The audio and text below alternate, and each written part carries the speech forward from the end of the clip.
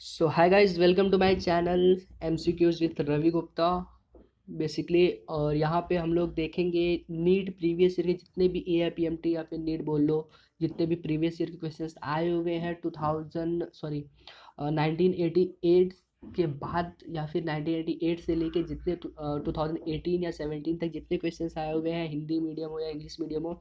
Basically ये Hindi medium के लिए है। तो सारे एमसीक्यूज हम लोग सॉल्व करेंगे। आप देखते जाइए और ये मैं बताऊंगा कौन कौन से ईयर में आया हुआ क्वेश्चंस है। मतलब कौन कौन से सन में आया हुआ। देखिए यहाँ पे पहला क्वेश्चन है जो कि 1988 में आया हुआ है।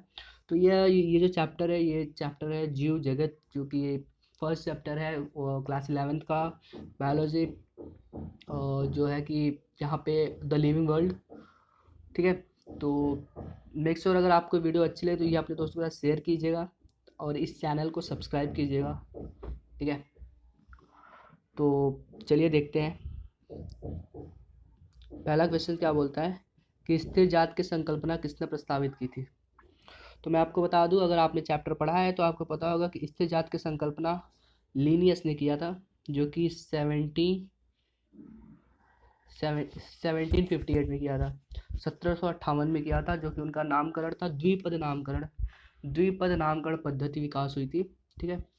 संकल्पना किसने किया था? लीनियस ने किया था। अब आते हैं क्वेश्चन नंबर सेकंड पे। ठीक है। सेकंड क्या आता है, नई वर्गीकी न्यू सिस्टमेटा शब्द का उपयोग सबसे पहले किसने किया था।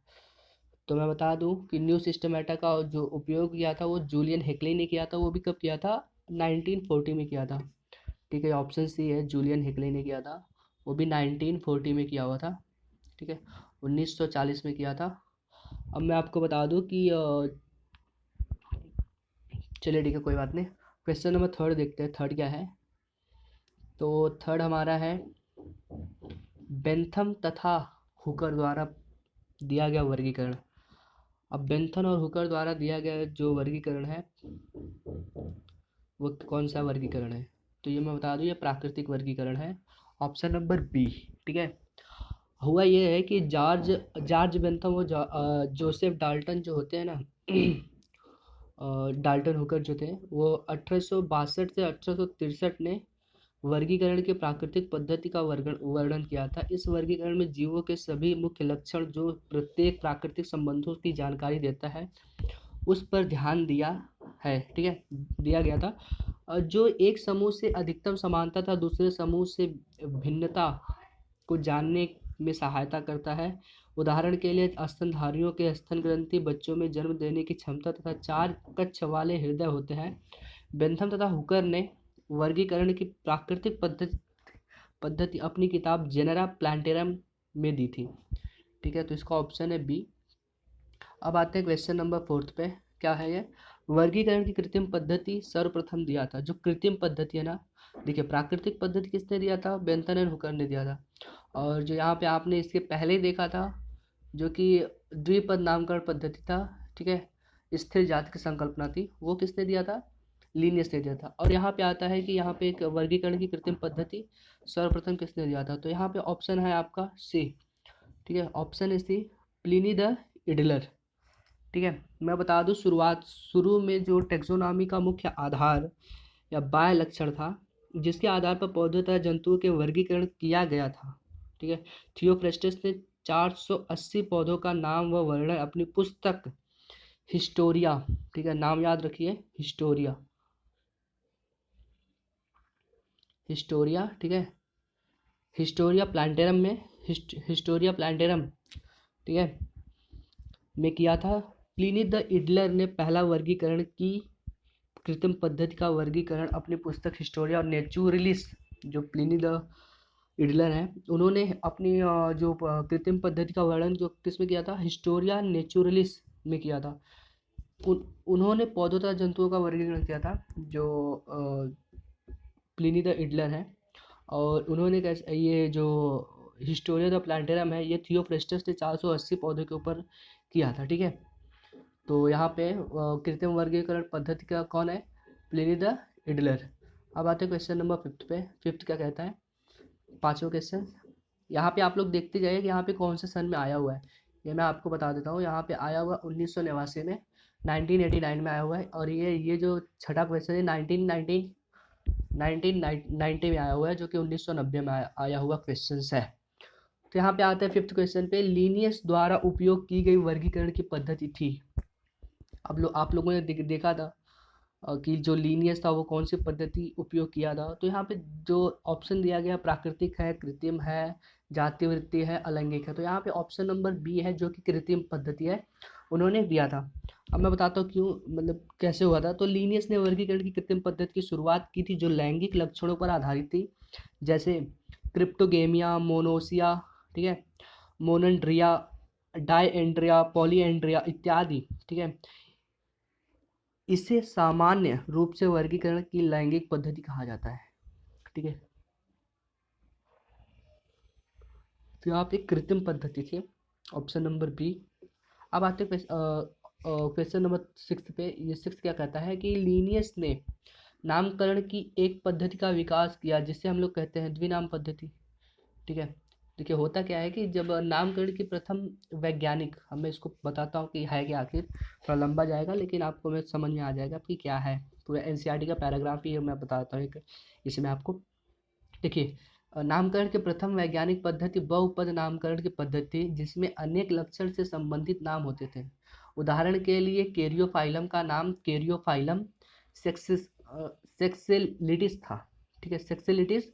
फोबिल ग्रेमिनियस अब अम्बेटिलिस, और यहाँ पे कुम्बिस था, जिसका अर्थ होता है कैरियोफाइलम जो चट्टान पर उगते हैं, जिसे घास जैसे पत्ती होती है तथा फूल अम्बलिट कोरिम्ब व्यवस्था में होती है। इस पद्धति को वैज्ञानिक ने ज़्यादा मान्यता नहीं दी क्योंकि यह याद करने में कठिन होता था, ठीक है। अब होता था यह कि इस परेशानी को दूर करने के लिए कार्लस लिनियस ने एक पद्धति विकसित की जिसे द्विनामकरण पद्धति कहते हैं। इसमें ना जीवों को सही तथा विभेदित नाम दोनों पदों पर रखे हुए, जिसे प्रथम पद वंश तथा दूसरा पद जाति को प्रदर्शित करता है। उदाहरण के लिए आलू का नाम सोलेनम ट्यूबेरोसम, ठीक है, ट्यूबरोसम है।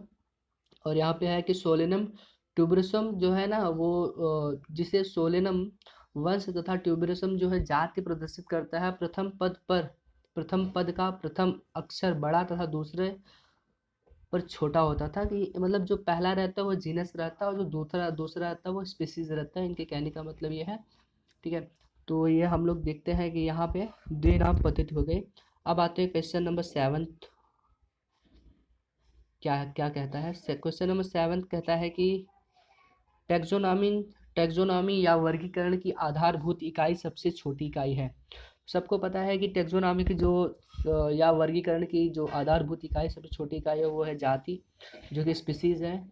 होता यह है कि जाति टैक्सोनॉमी का मूलभूत इकाई है जिसका वर्गीकरण में मुख्य स्थान है। ये अनुवांशिक रूप से विभेदित जीवों का समूह है जो एक दूसरे से सभी लक्षणों के समान होते हैं और आपस में प्रजनन या संतान उत्पन्न करते हैं, ठीक है। तो ये जगत नहीं है, वैरायटी नहीं है, और ये फैमिली भी नहीं है, ये है जाति, ठीक है।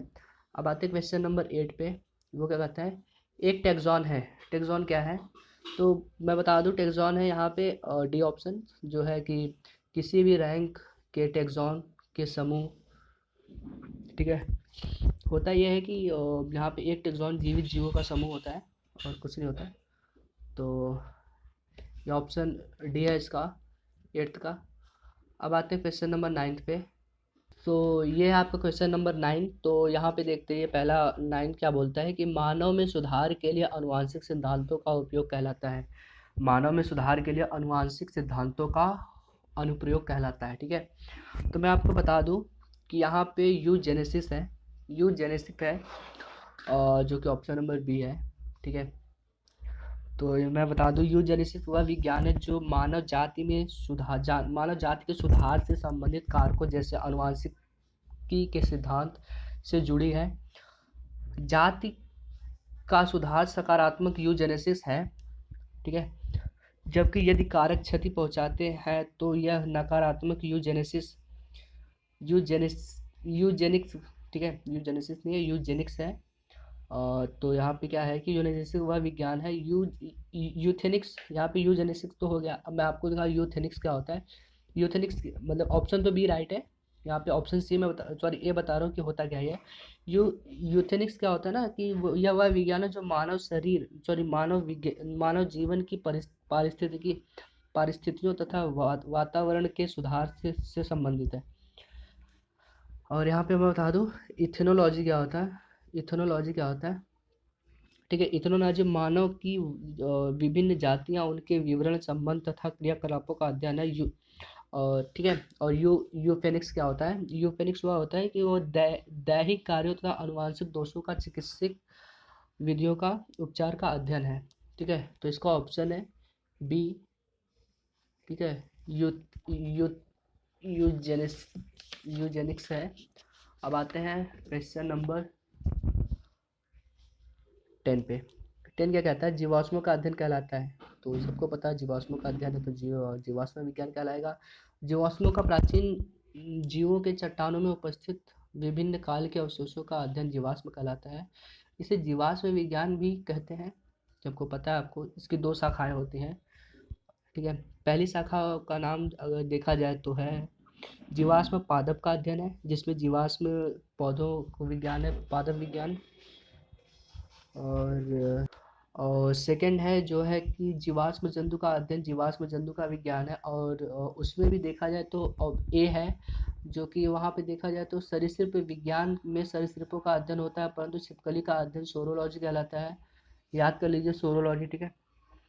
और यहाँ पे सॉरी जैविक विज्ञान की उत्पत्ति नई जातियों के विकास से संबंधित होती है। अब आते हैं तो यहाँ पे आपने देख लिया जीवाश्म विज्ञान क्या किसे कहते हैं, ठीक है।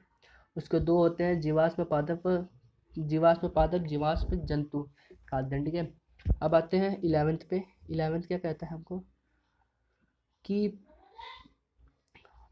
पौधों या जंतुओं के समूह जो समान लक्षण वाले किसी रैंक के होते हैं उन्हें कहते हैं, ठीक है। उन्हें क्या कहते हैं, उन्हें टैक्सॉन कहते हैं।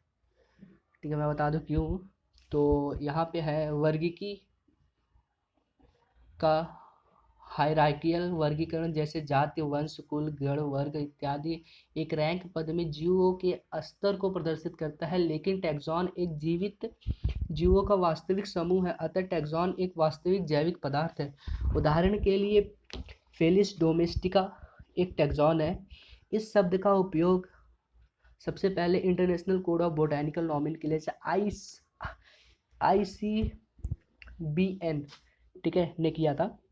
तो इसका ऑप्शन है डी। अब आते हैं क्वेश्चन नंबर 12 पे कि 12वां क्वेश्चन क्या कहता है। इसमें 12वां क्वेश्चन ये कहता है कि आधुनिक समय में वर्गीकरण का सबसे मुख्य आधार क्या था। आधुनिक समय में वर्गीकरण का मुख्य आधार क्या था, ठीक है। तो देखा जाए तो आधुनिक वर्गीकरण में जो देखा जाए तो इसका ऑप्शन बी है, एनाटॉमी एंड कायिक लक्षण। ये मैं बताता हूँ क्यों है। तो आजकल के जो नए वर्गीकी और जैव वर्गीकी जीवों के सभी लक्षणों को समावेशित करता है, ठीक है। जैसे कारिकी हो गया, और यहाँ पे पारिस्थितिकी, एनाटॉमी, जैव रसायन, कोशिका विज्ञान आदि का अध्ययन किया है। नए वर्गीकी शब्द का उपयोग सबसे पहले हेकले ने किया था, याद रखिए, ठीक है। नए वर्गीकी शब्द का, न्यू सिस्टमैटिक, आपने इसके पहले ही बताया था मैंने, ठीक है। सो अब आते हैं क्वेश्चन नंबर 13 पे कि 13 क्या कहता है। 13 क्या कहता है कि, और ये देखिए ये 1992 में आया। इससे आप ये मैं आपको पहले बता दूं कि आप देखते रहिए कि ये कौन से सन में आया हुआ है, कौन से ईयर में आया हुआ क्वेश्चन है। यहाँ पे देखो परिभाषित शब्द संघ फाइलम किसने दिया था, ठीक है। परिभाषित शब्द संघ फाइलम किसने दिया था। तो इसका ऑप्शन है ए, क्यूवियर ने दिया था। क्यूवियर जीवाश्म विज्ञान के पिता कहे जाते हैं। ये क्या है, जीवाश्म, याद याद कर लीजिए, जीवाश्म विज्ञान के पिता कहलाते क्यूवियर, ठीक है। और उन्होंने संघ फाइलम दिया था। जो फाइलम होता है ना, ये संघ फाइलम होता है, उन्होंने दिया था, ठीक है। अब आते हैं क्वेश्चन नंबर 14 पे। 14 क्या कहता है कि, एक मिनट, तो ये 14 कहता है, ये 1992 में वापस आया क्वेश्चन से। टेक्सोनॉमी श्रेणी का क्रम है, इसका क्रम कौन सा है? यहाँ पे ऑप्शन ए है जैसे वर्ग, संघ, ट्राइब, गण, कुल, वंश, जाति। यहाँ पे बी है प्रभाग, वर्ग, कुल, ट्राइब, गण, वंश, जाति, ऐसे ऐसे करके दिया गया है। तो बेसिकली इसका ऑप्शन है सी, जो कि देखा जाए तो पहला प्रभाग है, ठीक है, ये इसका ऑप्शन है। तो प्रभाग है, वर्ग है, गण है, कुल है, ट्राइब, वंश है, जाति है। तो इसका सही क्रमबद्ध जो श्रेणी का है ये वो है टेक्सोनॉमिक श्रेणी क्रम है, ठीक है। ये 1992 में आया हुआ है। और ये क्वेश्चन नंबर 15 पे चलते हैं। 15 ये कहता है कि नामकरण की द्विनाम पद्धति का अर्थ है। नामकरण की द्विनाम पद्धति का अर्थ क्या है? एक नाम दो वैज्ञानिक द्वारा लिया गया, एक नाम वैज्ञानिक जो वंश तथा जाति से बना हुआ, दो नाम, एक लेटिनाइज्ड दूसरा नाम आदमी का, इसमें से कोई नहीं। तो मैं आपको बता दूं, ऑप्शन इसका बी है, ठीक है। नामकरण की जो द्विनाम पद्धति का अर्थ होता है कि वो वैज्ञानिक नाम जो वंश और जाति का से बना होता है। अंग्रेजी भाषा में वंश, ये ऑप्शन भी है, ठीक है। तो मैं बता दूं कि यहाँ पे जो अंग्रेजी भाषा में वंश का नाम बड़े अक्षर से शुरू होता है और जाति छोटे अक्षर से। वंश और जाति का नाम इटैलिक होते हैं, हाथ से लिखते समय इन्हें रेखांकित किए जाते हैं, ठीक है। तो इसका ऑप्शन भी है। गाइस आई होप अगर आपको ये वीडियो पसंद आई है तो इसे शेयर करें, ठीक है, और हमारे चैनल को लाइक सब्सक्राइब करें, ठीक है। सब्सक्राइब का बटन दिया होगा, वहाँ पे जाके सब्सक्राइब बटन, लाल कलर का घंटा होगा, और ऐसे घंटे को भी दबा दें, ठीक है। जो यहाँ पे घंटा आता है ऐसे करके घंटा रहता है, घंटे को भी, ठीक है गाइस। तो अगले वीडियो में इसका पार्ट 2 आएगा, तो आप उसका पार्ट 2 भी देखिएगा। और सब्सक्राइब करें, अपने दोस्तों के साथ शेयर ज़रूर कीजिएगा यार, बहुत मतलब मोटिवेशन मिलती है, प्लीज़। और लाइक भी कर दीजिएगा। थैंक यू सो मच यार, हमारी वीडियो देखने के लिए बहुत बहुत धन्यवाद। मिलते हैं अगली वीडियो में, बाय।